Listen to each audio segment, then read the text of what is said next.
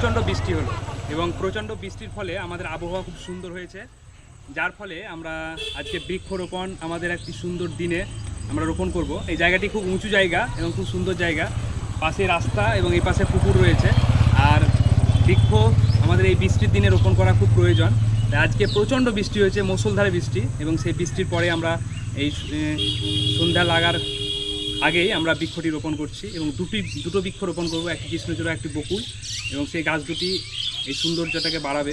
আর সকলে এগিয়ে আসুন বৃক্ষরোপণ করুন এবং এই পরিবেশকে সুস্থ পরিবেশ দেওয়ার চেষ্টা করুন। সকলে এগিয়ে আসুন, কারণ পরিবেশ রক্ষা করার দায়িত্ব সকলের। খেয়াল করতে বেশ খেয়াল করতে হবে।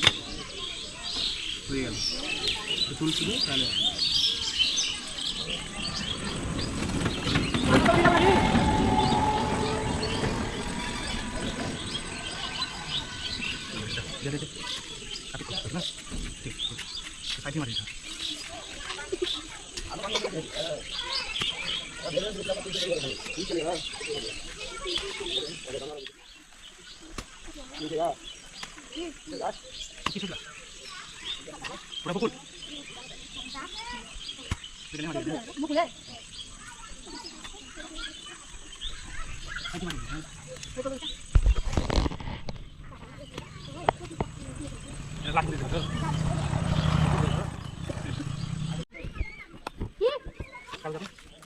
পাথর আছে।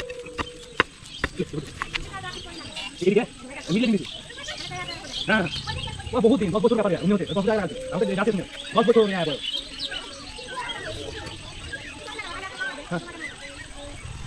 ঠিক আছে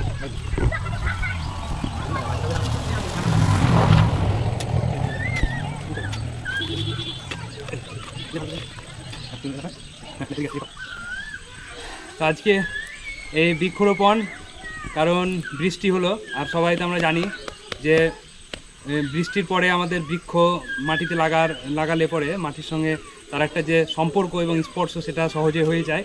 তাই সকলে এই বৃষ্টির দিনে বৃক্ষরোপণ করুন, এবং বিশেষ করে এবার যেভাবে বর্ষা নেমেছে তাতে বৃক্ষরোপণ আমাদের খুব প্রয়োজন, কারণ এই বর্ষাতে প্রত্যেকটি বৃক্ষ আমাদের হয়ে যাবে এই পরিবেশে। আমাদের দেখতে পাচ্ছেন এটি হচ্ছে বকুল, একটি রোপণ করলাম কৃষ্ণচূড়া, এবং এখানে এই গাছটা লাগানো নয়, এই গাছটিকে আমাদের সংরক্ষণ করতে হবে, কারণ গাছটি সংরক্ষণ না করলে গাছটি নষ্ট হয়ে যাবে।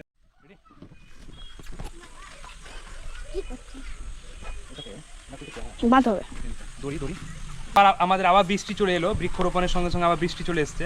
আমরা গাছগুলোকে একটা ভালো সংরক্ষণ দেওয়ার চেষ্টা করছি, কারণ হচ্ছে যে এই গবাদি যে পশু রয়েছে এগুলোতে প্রচুর চড়ে বেড়ায়, তো সেগুলোতে গাছগুলোকে সঙ্গে সঙ্গে নষ্ট করে দেবে। তার বৃষ্টি হচ্ছে, তবুও আমি চেষ্টা করছি বৃষ্টির মাঝেই গাছগুলো একটু সংরক্ষণ দেওয়া, কারণ এটা আমাদের কর্তব্য।